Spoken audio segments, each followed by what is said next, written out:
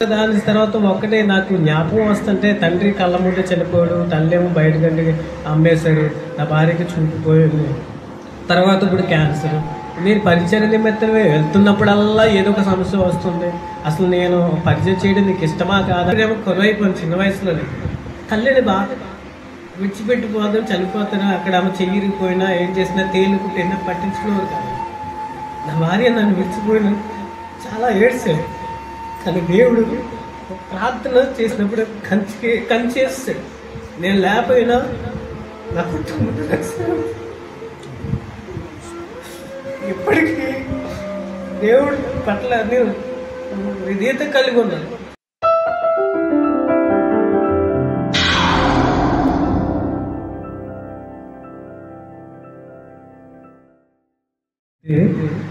నేను గతంలో దేవుని పరిచయం చేస్తూ దేవుని సేవలో బాధపడుతూ చిన్నప్పటి నుంచే ఎదిగిన వ్యక్తిని డబ్బు కోసం కడప జిల్లా వెళ్ళిపోయి ఆశపడి నా బ్రతుకు కోసం వెళ్ళిపోయాను. దేవుడిని మర్చిపోయాను.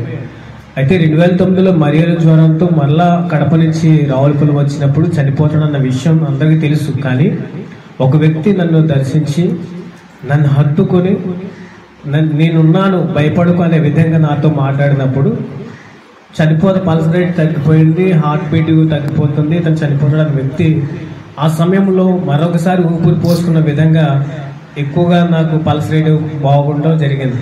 నా తల్లి నా గుండెలపై ఏడుస్తుంటే నా కుమారుడు గుండె హార్ట్ బాగా కొట్టుకుంటుంది, పల్స్ రేట్ బాగా ఉంది కదా, చనిపోతాడు ఎందుకు అంటున్నారంటే లేదు లేదు చనిపోతాడు అనగానే మరొకసారి చెక్ చేయమన్నప్పుడు డాక్టర్ గారు చెక్ చేసినప్పుడు ఆయన పరిశీలన చూసినప్పుడు ఇదేంటి ఇప్పుడు వరకనే పల్స్ రేట్ తగ్గిపోయింది, హార్ట్ బీట్ తగ్గిపోతుంది, ఇతను బ్రతకడు అనుకున్నాను, మరలా సజీవంగా ఉన్నాడు ఏంటని చెప్పేసి వెంటనే ట్రీట్మెంట్కి మొదలుపెట్టినప్పుడు మరొకసారి ఒక వ్యక్తి వచ్చి నన్ను మరలా హత్తుకొని నువ్వు నా పక్షంలో ఉన్నావు, నేను ఈ పక్షంలో ఉన్నా అనే విధంగా మాట్లాడుతూ ఆయన ఒక మాట చెప్పి వెళ్ళాడు. నేను కళ్ళు తెరిచి చెప్పినప్పుడు నా తల్లితో మాట్లాడుతున్నామా, నా దగ్గరకు వచ్చి నన్ను కౌగులించుకున్న వ్యక్తి ఎవరంటే మీ ప్రక్కన నేను తప్ప మరొక వ్యక్తి లేరు అన్నారు. లేదు వచ్చాను నేను రాలేదు నా తల్లి. అప్పుడు అనిపించింది మాట నేను దేవుని విడిచిపెట్టిన దేవుడు నన్ను విడిచిపెట్టలేదు ఒక నమ్మకం. అప్పుడు అనుకున్నాను నా జీవితంలో నేను మరణించాను కానీ నా బ్రతుకున్నంత వరకు కూడా నీ సేవలో ఉంటాను అని చెప్పేసి 2010లో బాప్తిసం తీసుకుని బలిపెట్టే వ్యక్తి ప్రమాణం చేశాను.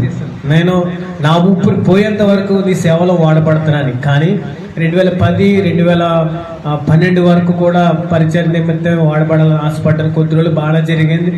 కొన్ని సమస్యలు, కుటుంబ సమస్యల వల్ల మళ్ళీ పనుల నిమిత్తం బయటికి వెళ్ళిపోవడం జరిగింది. మళ్ళీ 2012లో సేవ పరిచయం నిమిత్తం బయటికి వెళ్ళాలనుకున్నాను. 2012లో హెల్త్ బాగాలేదని చెప్పేసి ఇంటికాడ ఉంటే నా తండ్రి వచ్చి నీకు సమస్య ఏదైనా సరే, ఇబ్బంది ఏదైనా సరే దేవుడి పైన ఆనుకో అని చెప్పేసి నన్ను మందిరానికి పంపించాడు. ఆదివారం రోజు నవంబర్ 5వ తారీఖున నేను చర్చికి వెళ్ళినప్పుడు 2012లో చర్చి నుంచి బయటకు వచ్చాను. నా తండ్రి నా కళ్ళ ముందే రోడ్డు వైపుతో ఉన్నాడు. నేను చూస్తూ ఉండగానే ఒక లారీ వచ్చి నా తండ్రిని గుద్దేది. అతను యాక్సిడెంట్ అయినది వెంటనే పాతన పుట్టి కూలిపోయి అతని మీద పడిపోయాను. వెంటనే తప్పించుకుని కొత్తపేట హాస్పిటల్ తీసుకెళ్ళినప్పుడు నా తండ్రితో అంటున్నాను, నాన్న నువ్వు తప్ప నాకు ఎవరు లేరు, ఒకసారి లేగను. నేను ఎక్కువగా ప్రాధాయపడేవాడిని. అక్కడ పనవాళ్ళ హెడ్ చిన్న తల ఉన్నది కాస్త బెలూన్ టైపు పెద్ద అయిపోయాడు. కాకినాడ తీసుకెళ్తే నేను ఒక్క 4 అంబులెన్స్లో తీసుకెళ్ళినప్పుడు డాక్టర్ అంటాడు కదా నువ్వేమవుతావు అంటే అతను మా నాన్నగారు అంటే నేను అతను కొడుకునంటే నీకు చెప్పాలో లేదు అర్థం కావట్లేదు, నువ్వు చిన్నపిల్లవాడివి, నీ తండ్రి అయితే చనిపోయాడు అని చెప్పేసి అన్నప్పుడు నా అప్పుడు మరలా సమస్యలు వెంటాడే.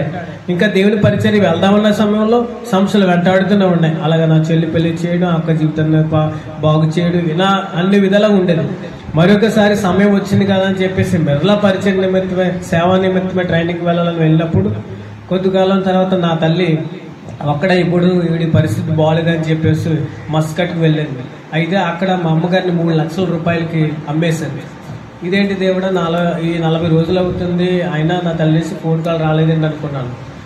తర్వాత ఒక ఫోన్ కాల్ వచ్చింది. నా తల్లి బాధపడుతూనే ఫోన్ చేసింది, నేను బాగానే ఉన్నాను, నువ్వు జాగ్రత్తగా ఉండు అని, ఏదేమైనా నువ్వు జాగ్రత్తగా ఉండు అని మాట్లాడుతున్నాను. మళ్ళీ 2 నెలల తర్వాత ఫోన్ కాల్. ఎవరైనా అయితే బయట కంట్రీకి వెళ్తే ఎక్కువ సార్లు ఫోన్లు మాట్లాడుతూ ఉంటారు. కానీ నా తల్లి ఫోన్ నెలకు 2 నెలలకు వచ్చింది. నాకు ఎందుకు డౌట్ వచ్చి అమ్మ నీకు ఏదో జరుగుతుందంటే అప్పుడు ఏడుస్తూ మాట్లాడింది, నేనైతే ఇక్కడైతే చనిపోతాను, నేను రాను, నన్ను చంపేస్తారు, ఇంకా నా జీవితంలో ఇంకా నీ ముఖం చూడలేనేమో, జాగ్రత్తగా ఉండరా నాన్న అని చెప్పేసి అన్నాను. నా ఒక్కసారిగా కన్నీళ్ళు వచ్చింది. ఇదేంటి, నా తండ్రిని తీసుకెళ్ళిపోయి దేవా, నా తల్లిని కూడా ఎక్కడికో తీసుకెళ్ళిపోయి అక్కడ చనిపోవడం ఏంటి, నాకు భయం వేస్తుంది, దయచేసి నన్ను నా ప్రార్థన ఆలకించని ప్రార్థన చేసేవాళ్ళు. సంవత్సరంన్నర పట్టింది నా తల్లిని మరలా ఇంటికి తీసుకురావడానికి. అక్కడ వచ్చిన తర్వాత అంటాను కదా, ఈ రోజు నేను చూస్తాను అనుకోలేదన్న. అప్పుడు నేను అన్నాను, నువ్వు నన్ను చూడడం కాదు, నేను నిన్ను చూడడం కాదు, దేవుడు మన మధ్య కలిపాడు, ఆయన గొప్ప కార్యం చేశాడు. కేవలం నేను ప్రార్థన ఒకటే కాదు, ఆయనకు నువ్వు నేను ఉండడం అనేది ఈ పరిచర్య నిమిత్తమే వాడబడాలని ఆయన నాకుంది, ఆయన నెరవేరుస్తున్నాడు కనుక నిన్ను నా దగ్గరికి రప్పించాడు దేవుడు అనుకున్నాను. కొంతకాలానికి నాకు మ్యారేజ్ అయింది. పెళ్ళయిన తర్వాత కొద్ది రోజులకి పాప పుట్టింది. మరొక సంవత్సరంలో బాబు పుట్టాడు. అయితే అంత ప్రశాంతంగా ఉంది, అంత హ్యాపీగా ఉన్న టైంలో నేను మరలా మన ఆచంటలో బైబిల్ కాలేజీకి వెళ్ళి ట్రైనింగ్ అవుతుండగా కొద్ది రోజులకి మరలా నా భార్య ఫోన్ చేసి ఒకసారి ఇంటికి రా అన్నది. సరే ఏంటని చెప్పి వెళ్ళాం. నా హెల్త్ బాగాలేదని చెప్పేసి నా హాస్పిటల్గా తిరిగి వచ్చాం. 2 రోజులు వేరే ఊర్లో గడిపి వచ్చాం.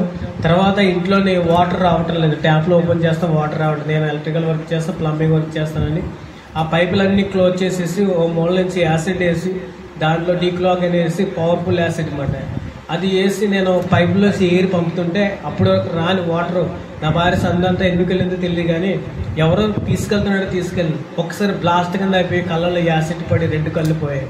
అయితే అనిపించింది, ఏంటి ప్రభా ఒకదాని తర్వాత ఒక సమస్య, నేను నీ సేవ నిమిత్తమే ముందుకు వెళ్దాం అనుకుంటాను, నాకు ఈ సమస్యలు ఎందుకు వస్తుందో నేను ఏడుస్తూ మొదలెట్టాను.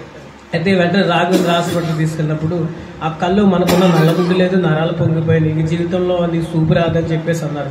అయ్యా మీ కాళ్ళు పట్టుకుంటున్నా ఏదోలాగా చూపు రప్పిస్తున్నా అంటే, నువ్వు ఎంత ప్రయత్నించి ఎక్కడికి వెళ్ళినా సరే ఏం చేసినా సరే నీకు చూపు రాదు అని చెప్పేసి అన్నారు.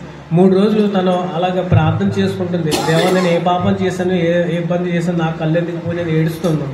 నేను దైవ సేవకులు చాలా మంది, విశ్వాసులు చాలా మంది కూడా ఏం చేస్తారు, సంఘస్థులు కూడా ఇంటికి వచ్చి ప్రార్థన చేసి భయపడకమ్మా దేవుడు ఏదో అద్భుత కార్యం చేస్తాడు అని ప్రార్థన చేసి వెళ్ళేవారు. 3 రోజుల తర్వాత నా భార్యకు ఒక దర్శనం వచ్చింది. ఒక వ్యక్తి వచ్చి తన కళ్ళగంతులు ఇప్పి, ఈ సృష్టిని సృష్టించిన వాడు నేనే, నేను సృష్టించిన వాడు నేనే, నీ కళ్ళను బాగు చేయవాడు నేనే అని చెప్పేసి కళ్ళగంతులు ఇప్పితే 4 గంటలకు లేపి, బా నాకు ఎవరో వచ్చి ఇలాగ కళ్ళు చూడు అంటున్నానంటే అక్కడ అనిపించింది మాట, దేవుడు నన్ను బ్రతికించిన క్షణాలు గుర్తు చేశాడు. సో నిన్ను కూడా నీకు చూపుని ఇస్తాడని నమ్మకం నాకు ఉందని చెప్పేసి మరో ఉదయాన్నే హాస్పిటల్కి వెళ్ళి వాళ్ళతో డాక్టర్తో మాట్లాడితే, ఎన్నిసార్లు తీసుకొస్తారు, చూపు రాదని చెప్పాను కదా, నువ్వు ఎందుకు తీసుకొస్తున్నావు, రాదని చెప్పాను కదా, ఒక్కసారి మా కోసం ఒకసారి చెక్ చేయండి అంటే కళ్ళ గంతలు విప్పి డ్రాప్స్ వేసి చూడగా ఆయన షాక్ అయిపోయి కుర్చీలో కూర్చుండి పడిపోయాడు. ఈ ట్రైన్ ఇంతకుముందు తీసుకొచ్చిన అమ్మాయి ఈ అమ్మాయినా వేరే అమ్మాయినా, లేదు ఈ అమ్మాయినా, ఒరే అమ్మాయికి నల్లగుడ్డు లేదు, నరాలు పొంగిపోయి ఇప్పుడేం తేజస్సుగా ఉందేంట్రా, ఎలా వచ్చినారో కొల్లని అడిగాడు. నా దేవుడు గొప్పవాడు, ఆశ్చర్యకార్యం చేయవాడు, సృష్టించి దేవుడు అతను ఎక్కడ ఏ సమస్య ఉన్నా సరే, ఏ ఇబ్బంది ఉన్నా సరే అతన్ని పరిష్కరించే దేవుడు నా దేవుడు అని చెప్పేసి నా హృదయంలో అనుకున్నారు. అద్భుతం జరిగిందని ఈ భార్య విషయంలోనే. చూపు రాదనుకుని నేనే సర్టిఫికేట్ అనుకున్నా, అంత అలాంటిది చూపు ఎలా వచ్చిందో అర్థం కావట్లేదు అన్న. అప్పుడు అన్నాను, నేను దేవుడిని పట్టుకునే ఉన్నాను, దేవుడితోనే మాట్లాడుతున్నాను, నా దేవుడు నన్ను నాకు ప్రార్థన ఆలకించి నా భార్యకు చూపించాడు అన్నాను. చాలా సంతోషం అనిపించింది. మరలా ట్రైనింగ్ కంప్లీట్ చేయాలని వెళ్ళాను. ట్రైనింగ్ కంప్లీట్ వెళ్ళినప్పుడు 2 నెలల్లో ఉందనే కన్నా మళ్ళీ ఒక సంవత్సరం తర్వాత నా భార్య మళ్ళీ ఫోన్ చేసి ఒకసారి ఇంటికి రా, ఏమైందంటే ఈ మెడ దగ్గర కణితులు కింద ఉందో ఏదో గట్టి కింద ఉందో చూపించంటే తీసుకెళ్తే అక్కడ స్కానింగ్ చేసిన తర్వాత వాళ్ళు అంటారు కదా, అయ్యయ్యో ఏంట్రా మీ పెళ్ళి అయిందా, పిల్లలు ఉన్నారంటే ఏమైంది సార్ అంటే, నువ్వు ఇక్కడ కాదు పెద్ద హాస్పిటల్కి వెళ్ళాను. వెంటనే ఏలూరు ఆశ్రమ హాస్పిటల్కి వెళ్ళినప్పుడు వారు పరీక్షించినప్పుడు ఈమెకి క్యాన్సర్ రాదు. ఈ ఒక్కదాని తర్వాత ఒక్కటే నాకు జ్ఞాపకం వస్తుంటే, తండ్రి కళ్ళ ముందే చనిపోయాడు, తల్లేమో బయటకండి అమ్మేశాడు, నా భార్యకి చూపిపోయింది, తర్వాత ఇప్పుడు క్యాన్సర్. నేను పరిచయం నిమిత్తమే వెళ్తున్నప్పుడల్లా ఏదో ఒక సమస్య వస్తుంది. అసలు నేను పరిచయం చేయడం నీకు ఇష్టమా కాదని నాకు నేనే డౌట్లుగా మాట్లాడి దేవునిపై ఒక్కోసారి నింద వేస్తూ అలా చేసేవాడు. అయితే క్యాన్సర్ అన్నప్పుడు వెంటనే నేను కింద పడి ఏడుస్తూనే ఉన్నాను. ఒకసారి సర్లే అని చెప్పేసి ట్రీట్మెంట్కి సిద్ధపడుతున్నాం. 20 రోజుల పాటు ఆ ట్రీట్మెంట్కి చెకప్లు అన్నీ ఏలూరు ఆశ్రమంలో ఉంటే ఇంకొక 3 రోజుల్లో ఆపరేషన్ సిద్ధంగా ఉన్నాను. కానీ వాళ్ళు అంటారు కదా, ఈ అమ్మాయి బ్లడ్ మేము పరీక్షించడానికి చాలా బ్లడ్ తీస్తాము, 8 పాయింట్ల వరకు ఉంటుంది, బ్లడ్ ఎక్కువ ఉండాలి, 2 ప్యాకెట్లు చూసుకున్నా అని చెప్పేసి అన్నారు. అయితే నాకు ఎందుకు అనిపించింది, ఆదివారం రోజుని ఏలూరు మన్నా చర్చి జ్యోతిరాజు గారి చర్చికి వెళ్ళి ప్రార్థన చేసుకుంటా, అయ్యా నేనైతే ఎవరికి అన్యాయం చేయలేదు, నేను పాపం అంటూ చేయలేదు, నేను పాపములను పుట్టాను, పాపంలో పెరిగాను తప్ప ఎవరికి అన్యాయ విషయాలు దోషం చేయలేదు. నీ విషయంలో నేను ఏమైనా తప్పు చేస్తుంటే నన్ను మన్నించు. కానీ నా కుటుంబంలో ఉన్న సమస్యలు, ఇబ్బందులు, బాధలు చాలా రకాలుగా ఉన్నాయి. దయచేసి నా ప్రార్థన ఆలకించి ప్రార్థన చేసి కళ్ళు తెరిచినప్పుడు నా కళ్ళ ముందుకి ద్రాక్షారసం తీసుకుని వచ్చారు. అనిపించింది ఎవరో అనిపిస్తున్నారు, ఈ ద్రాక్షారసం నువ్వు తాగడం కదా, నీ భార్యకి ఎవరు అన్నట్టుగా నా మనసులో నేను అన్న ఫీల్ ఎవరో తెచ్చినట్టు ఫీల్ అయ్యాను. మరి ఎంత ద్రాక్షారసం తీసుకుని ఆశ్రమ హాస్పిటల్కి వెళ్ళి అక్కడే మోకరించి హాస్పిటల్ గదిలో నా భార్య ప్రార్థన చేసి మొట్టమొదటిసారిగా ద్రాక్షారసం ఇచ్చి ఒకటే ప్రార్థన, ప్రభా నేను ప్రార్థిస్తున్నాను, ఈ ద్రాక్షారసం నా భార్యకి ఇస్తుండగా తన రక్తాన్ని శుద్ధి చేసి వృద్ధి చేయండి అని ఒకటే ప్రార్థన చేసి ఆపరేషన్ సిద్ధం చేసినప్పుడు 6 గంటల సేపు ఆపరేషన్ చేశారు. 6 గంటల ఆపరేషన్ వాళ్ళందరూ ఒకటే మాట, నీ భార్య కణితుల చుట్టూ నరాలు చుట్టేసి ఉన్నాయి, నరాలు తీగల్లా ఉన్నాయి, తప్పించే టైంలో మనిషి అయినా చనిపోవచ్చు, లేదంటే ఆ కణితులు సంబంధించిన నరాలు పైకి మెదడుకు సంబంధించిన ఏమో తేడా రావచ్చు అన్నారు. ఏదేమైతేనే దేవుడిపైన ఆధారపడి ఉందని కాకపోతే దేవుడు గొప్ప కార్యం చేస్తున్నాను ఆలోచనతో సరే మీరు చెయ్యండి, నేను నా దేవుడిని ప్రార్థిస్తున్నాను అని మాట్లాడుకొని ఒక మూలకి వెళ్ళిపోయి ప్రార్థన చేసుకుంటూ మొదలెట్టిన 6 గంటల తర్వాత డాక్టర్ గారు వచ్చారు. బ్లడ్ ఎక్కించలేదు కానీ నీ భార్య బాగుందిరా, నువ్వు వెళ్ళి చూడొచ్చు అన్నారు. అయితే అదేంటి సార్ బ్లడ్ ఎందుకు ఎక్కించలేదంటే, ఏమో మాకు ఎందుకు ఎక్కించాలనిపించలేదు, ఆ అమ్మాయి బాగానే ఉంది అనే ఆలోచనతో మేము ఎక్కించలేదు అని చెప్పేసి అన్నారు.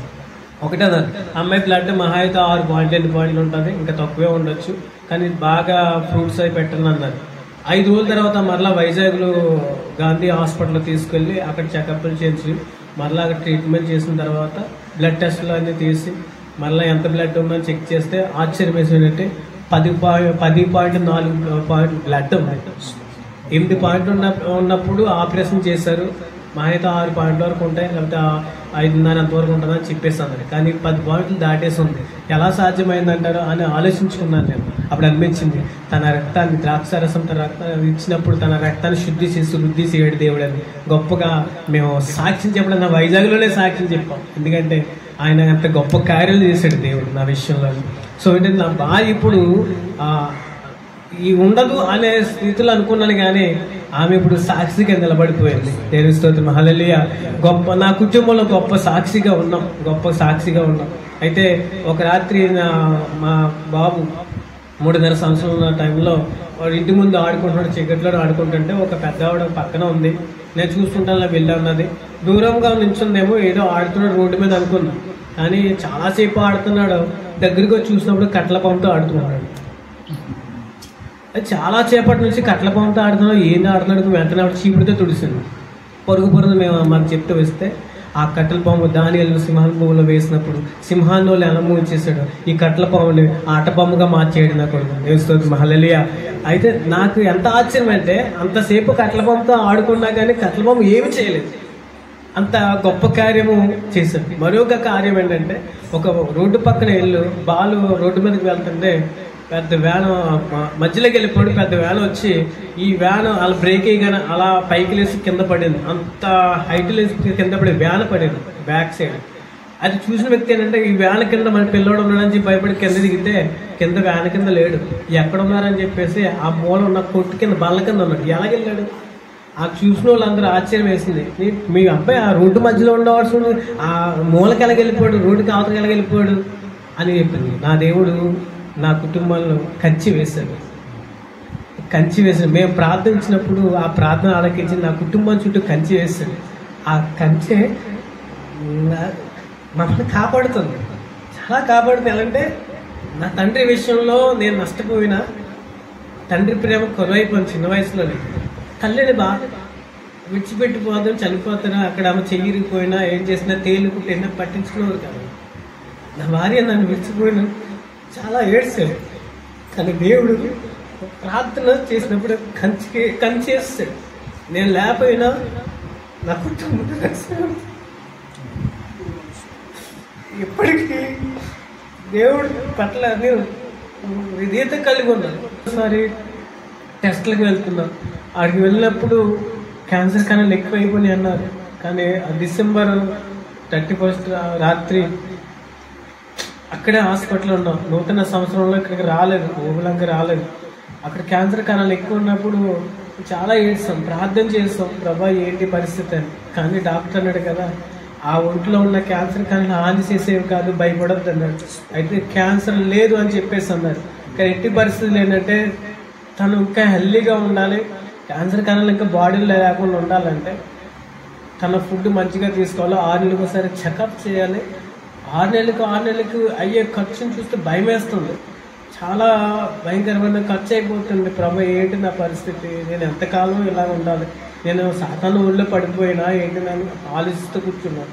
అది దేవుడు నా పక్షంలో ఉన్నాడు, నాతో మాట్లాడతాడు, నా ద్వారా అనేకమైన కార్యాలు జరిగిస్తాడని నమ్ముచున్నాను. అలాగే ప్రార్థించండి, మీ అందరి కోసం నేను ప్రార్థిస్తాను. నా కోసం ప్రార్థన చేయండి, నా కుటుంబం కోసం ప్రార్థన చేయండి. మా పిల్లాడు ఇప్పుడు 5వ సంవత్సరం, వాడికి మాటలు సరిగా రావట్లేదు, కొద్దిగా మాట్లాడుతున్నాడు. కానీ ఇన్ని కార్యాలు చేసిన దేవుడు ఈ కార్యం చేయలేడా అని నాకు విశ్వాసం ఉంది, చేస్తాడని నమ్మకం ఉంది. కానీ నా నమ్మకం, నేను అప్పుడు ఏలూరు ఆశ్రమంలో నా భార్య పరిస్థితి ఎలాగైపోయింది, నా స్థితి ఎలాగైపోయింది, టెన్షన్తో బాధతో 3వ స్టేర్ పైన నుంచి చనిపోవాలనుకున్నాను. నేను ఊరికి చనిపోవాలనుకున్నప్పుడు అప్పుడే డాడీ అన్నాడు. ఒక్కసారి వాళ్ళని చూస్తున్న ఏంటి మాట్లాడుతున్నాడు అనిపించింది. ఒక్క మాట డాడీ అని అనిపించినప్పుడు అందులో ఏంటంటే నా తండ్రి చనిపోయినప్పుడు నేను ఎంత నరకం చూసానో, నేను చనిపోతే నా పిల్లలు నరకం చూస్తానని చెప్పేసి నేను వెంటనే చనిపోవాలని ఆలోచన నుంచి బయటపడిపోయాను. ఎన్నో సమస్యల నుంచి, ఎన్నో ఇబ్బందుల నుంచి బయటపడిపోయాడు. నా ఫ్రెండ్ హిందూ, అతను కూడా చాలా ఇబ్బందులు పడ్డాడు. అతను చనిపోవాలనుకున్నాడు, నేను చనిపోవాలనుకున్నాను. కదా అతను చనిపోయాడు. అతను రక్షించడానికి అతనికి ఒక కంచె లేదు, దేవుడు ఒక నమ్ముకోలేదు, నమ్ముకున్న దేవుడిని రక్షించలేదు. నా దేవుడు నన్ను రక్షించాడు, ఈరోజు మీ మధ్య నన్ను నిలబెట్టాడంటే అని గొప్ప కృప కాపుదల నాకు ఉన్నదని నమ్ముచున్నాను. నాకు అసలు ప్రార్థన చేయండి.